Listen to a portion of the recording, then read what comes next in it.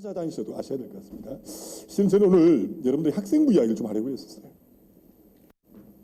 우리 앞에 차이영군이 있는데요.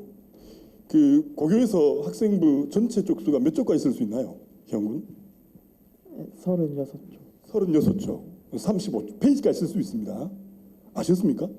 근데 이번에 부흥고등학교 2학년 학생이요. 부흥고등학교 3학년 학생입니다. 전교 1등입니다. 전교 1등입니다. 몇 쪽 썼을까요? 몇 쪽, 전교 1등쯤 하면 몇 쪽 정도 쓸까요? 30쪽. 12쪽 썼습니다. 그럼 이 친구 수시로 전교 1등 평가 1.2등급이었어요. 좋은 데 갈까요? 학교에서요. 서울 소재의 최상위권 대학의 원서 써주지도 않습니다. 누구 책임입니까? 우리 희용군 많이 쓴 편이군요. 희용군 몇 쪽 썼죠? 23쪽. 자, 서울대 의예과에 합격한 지역균형 선발로 합격했습니다. 25쪽 정도 썼습니다. 하나고등학교 학생들이 1년에 서울대를 60여 명 정도 가요. 수시에 50명 이상이 가요. 근데 하나고 전교 1등이 내신 평가 몇 등급인지 아십니까? 2.2등급입니다. 2.2등급을 받고도 서울대 가고 1.2등급을 받고도 연세대도 원서도 써주잖아요. 왜? 준비가 안 된 겁니다. 이게 학생부의 위력입니다. 학생부에 대한 이야기를 좀 많이 해드리고 싶은데 오늘 다 하지 못해서 12월 23일 달맞이 고개에 오시면 페이버릿이라는 커피숍이 있습니다. 제가 어머님들께 커피 한 잔 사드리면서 자세히 설명할 기회를 얻기로 하고요. 오늘 저는 국어 이야기를 좀 하겠습니다. 학습법 이야기 하겠다고 그랬으니까 한 사람 정도 해야 되겠죠? 이 사진. 제가 선택한 사진은 아닙니다. 무서운데. 국어는 이렇게 이야기합니다. 국어는 공부해도 성적 안 오른다고 하던데 과연 그러면 저 같은 사람이 밥 먹고 못 살죠. 올렸기 때문에 여기 서 있는 겁니다. 그 왕도가 있을 것이다라는 거고요. 국어가 왜 중요할까요? 여러 가지 이유가 있을 땐 첫 번째 이유, 국어는 수능에서 몇 교시에 치죠? 1교시 칩니다. 올해도 그랬어요. 해운대 고등학교 아주 우수한 학생인데요. 그 친구들은 알거든요. 시험 치고 나면 자기 몇 개 정도 틀렸는지. 근데 직감적으로 난 하나 틀렸다는 거 아는 거예요. A형인데. 하나 틀리면 내가 원하는 서울대가 못 가거든요. 그게 2교시, 3교시에게도 지속적인 영향을 미쳐서 결국 그 친구는 재수를 결정하게 되었습니다. 국제외국어 학생도 마찬가지입니다. 국제외국어 문과 학생도 어려운 시험인 것 같은데 많이 틀린 것 같은 느낌. 그것이 시험일 전체를 지배했습니다. 국어가 중요한 첫 번째 이유는 1교시에 치러진 시험이기 때문입니다. 국어 공부하면 뭐가 좋을까요? 국어 성적이 오르겠죠. 내신 관리가 되고 수능 관리가 되어서 성적이 올 텐데 국어 잘하면 더 좋은 게 더 많답니다, 여러분.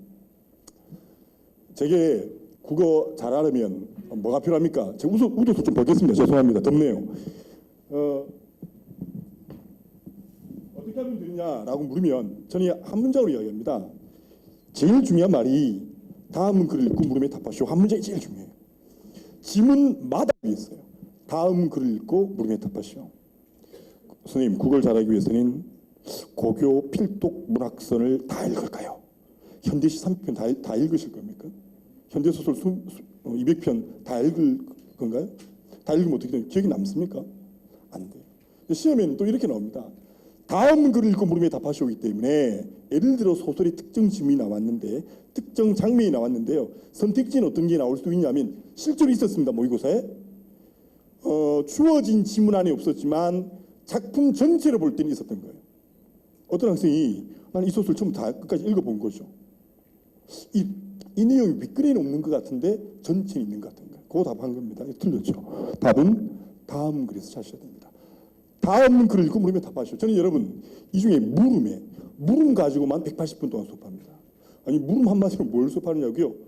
출제자가 물음 속에 담겨 있는, 그러니까 혹시 이 자리에 우리 루트에 함께 해주신 여러 선생님들도 지금 앉아 계시는데 시험 문제를 내는 방법이 있습니다. 시험 문제를 내는 순서도 정해져 있어요. 첫 번째 문제는 글 전체에 대한 것, 두 번째는 단락, 세 번째는 문장, 네 번째는 단어, 이렇게 문제를 내는 순서도 있거든요. 문제를 내는 방법이 있습니다. 선택지에는, 발문, 문두에는 우선은 질문의 전제 조건이라는 게 있습니다. 답을 찾아가는 범위에 해당되는 것이고요. 두 번째는 발문 핵심이에요. 발문의 핵심은 문제 유형입니다. 발문의 핵심을 잘 파악하면 쉽게 답을 낼 수 있죠. 그 다음에 질문의 형식적 조건이라는 게 있어요. 그러니까 지문의 성격에 따라서 내는 문제는 정해져 있다. 그거에 대한 이야기. 그다음에 답도 여러분, 자 정확하게 지금 한 말씀만 드리는데 국어 하나만 잘하면 잘할 수 있습니다. 어떤 관계를 아시면 되냐면 본문과 선택지의 관계는 동일이거나 이질입니다. 똑같은 말이에요. 본문과 선택지에는 똑같은 말을 하거나 다른 말을 하는 겁니다. 근데 이게 뭐가 어려우냐? 어려울 수 있어요. 똑같다. 무엇이 똑같다? 뜻이 똑같습니다. 다르다. 무엇이 다르다? 표현이 달라요. 그래서 저는 이 본문과 선택지의 관계를 이렇게 표현합니다. 동일한 의미의 이질적 표현이다. 나보기와 역겨워 가실 때는 나라는 말을 선택지 나라는 말을 쓰지 않죠. 화자라는 말을 쓰는 겁니다. 이런 식이라는 겁니다. 물론 선택지를 구성하는 방법은 여러 가지가 있습니다. 예를 들어 본문에 인과에 관련된 정보가 있다. 선택지는요. 이 인과에 관련된 정보를 왜곡해요. 본문에 영향관계가 있다. 예를 들어 합의의 피해순환 이론에 합의가 피해순환 이론을 성립했는데 이것에 기여했던 여러 가지 학문들이 있는데 그 정보의 본문에는 합의 피해순환 이론이 또 기여한 생리학의 구칙이라는 것도 있거든요. 그럼 다음은 좀 합의 피해순환 이론 성립에 기여하지 않은 것 해놓고 아는 것의 답이 뭐냐면 영향을 받은 것이 아니라 영향을 준 것이 준다는, 영향을 준 것으로 선택해 준다는 뜻입니다. 그러니까 본문에 비교가 나왔다, 영향관계가 나왔다, 인과관계가 나왔다, 선후관계가 나왔다, 뭐 주객에 대한 중요한 정보가 나왔다. 읽으면서 아는 거죠. 아하, 이 출제자 이거 우리 속이겠구나. 선택지는 일부의 정보만 왜곡합니다. 일부의 정보만. 그거 이야기하고요. 근데 이야기가 너무 길어질 수 있습니다. 제가 앞으로 10분 정도 더 빨리 진행하겠습니다. 제게 만약에 독해란 무엇이냐 하면 독해란 감상이 무엇이냐고 물으면 저는 이렇게 얘기해요. 물으면 답하기 위해 읽어야 할 글을 선택하는 능력이에요. 나중에 우리 남학생들 우리 토크쇼 할 때요. 야동 이야기 할 건데요. 물어봤거든요. 야동 보는 거. 다 봤답니다. 집중적으로 읽어야 될 정보가 있습니다. 그게 동건아. 동건이가 처음부터 끝까지 풀버전으로 다 보지 않는다고 그랬어요. 국어도 집중적으로 읽어야 할 글을 선택하는 능력. 그게 독해입니다. 아, 빡빡하죠? 잘 안 보이시죠? 다 못 보셔도 됩니다. 왼쪽이 지금 국어 지문의 일부입니다. 은희경의 새의 선물이라는 소설이에요. 이 문제와 관련해서 어휘 문제입니다. A부터 E의 기본형에 대한 탐구활동의 결과를 정리한 것입니다. 바르게 설명한 것은 해서 제가 그 어휘에 해당된 문장만 뽑아온 겁니다. 읽어야 할 글, 물음에 답하기 위해 읽어야 할 글이 본문만이 아니라는 거예요. 왜 남학생들이 국어 성적이 좀 더 이학생들보다 낫냐 하면 덜 꼼꼼해요. 읽어야 할 글은 우선 발문이고요. 보기고요. 심지어 본문에 어휘풀이가 있는 경우가 있어요. 서정주의 꽃밭이 독백이라는 시가 모의고사에 출제된 바가 있었는데 정답이 뭐였냐면 본문의 내용이 아니라 본문 작품에 대한 중요 어휘 풀이에 해당되는 그 뜻이 답이었습니다. 그러니까 읽어야 할 글은 심지어 어휘풀이도 읽어야 할 글이다.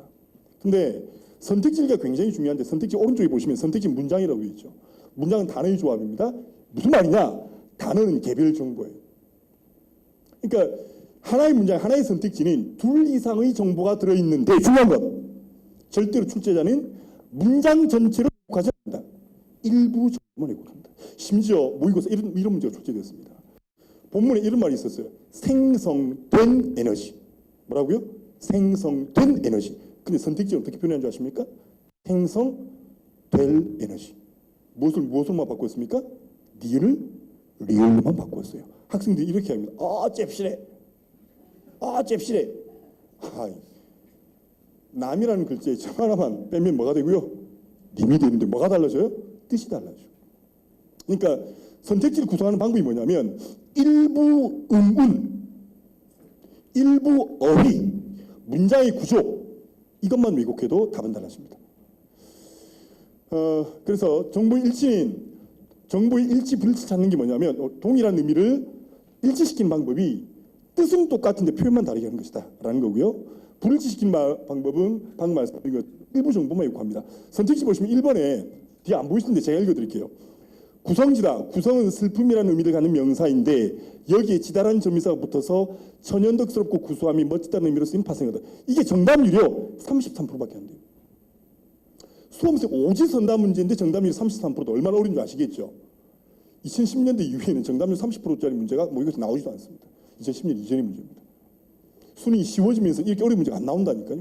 그런데 이 문제 중학교 2학년도 풀 수 있어요. 도담아 구성지다란 말이 나와 있는데 요 문장에 세 개의 정보가 있는 겁니다. 첫 번째 의미단이 구성은 슬픔이라는 의미를 갖는 명사인데 도담아 구성이 슬픔이라는 뜻을 갖고 있는 명사야? 아니랍니다. 자, 2번 봅시다. 쿨릭거리다는 쿨릭은 울음을 우는 모양을 나타내는 명사인데 도담아 소리를 흉내내는 말을 뭐라고 그러지?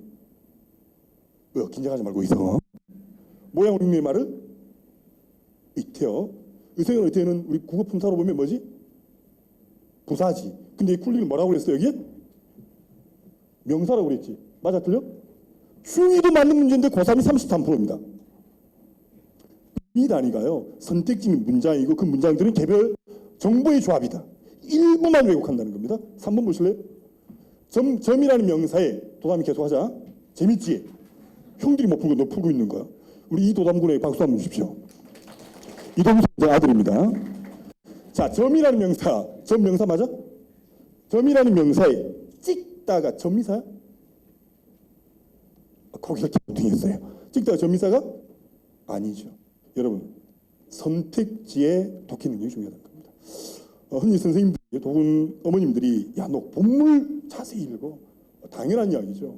근데 본문을 독해하는 원리나 감상의 원리는 별도로 또 말씀을 드릴 수 있겠고요. 선택지도 물음에 답하기 위해 읽어야 할 글이다라는 거 이거 말씀드리고 처음부터 끝까지 읽어드릴 수 없고요. 어머님들께 이 질문을 드린 이유는 읽어보시면 내 아이를 이해할 수 있습니다. 우리 아이가 이렇게 어려운 글을 읽구나. 현기증이 나기 시작하면서 아이에 대한 사랑의 감정이 막 그런데 이 문제 굉장히 어려운데요. 물음에 답하기 위해 읽어야 할 글 선택지뿐만 아니라 보기이기도 합니다. 니은과 관련해 양식 방식의 문제점을 알아본 것이다. 밑줄 친 부분에 해당하는 예로 가장 적절한 이 문제의 정답률 22% 오지선단네. 무슨 말입니까? 찍어도 20%죠. 5개 중에 찍어도 하나만 찍어도 20%입니다. 근데 몇 프로요? 이건 무슨 말이냐면 알고 맞힌 친구 별로 없다는 뜻이에요. 그런데 보기를 보면 밑줄이 일반적인 사전은 정의문이 통제되어 있지 않고 순환격정이가 많으며 중심어를 추출하기가 용이하잖아. 의미망을 구축하는 데 어려움이 있다. 밑줄 친 부분에 해당하는 예로 가장 적절한 거 해놓고 사전 정의문이 있고요. 그 다음에 상하이 관계에 있는 사전 정의문에 보면 투구, 이 투구와 투구의 뜻풀이가 모자예요. 그 투구와 모자의 관계가 상하이 관계죠. 투구는 모자 하나죠. 그죠? 그 다음에 모자와 이제 그 모자를 정의하니까 모자는 뭡니까? 물건이라고 되어 있죠. 그러니까 무슨 말이냐면 투구라는 표제어와 투구라는 표제의 중심어가 모자인데 투구 모자가 상하이 관계를 형성한다. 자, 모자와 물건을 비교하니까 모자라는 표제어가 상위어고 물건이 하위어라는 뜻입니다. 이해되시죠 여기까지? 이해 안 되시는 분이 계십니까?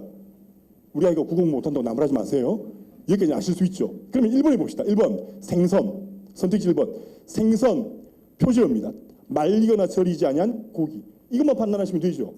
생선과 고기 상하이 관계 포함됩니까? 생선 고기 아닌가요? 못할 수 있습니다. 공부를 고기입니다.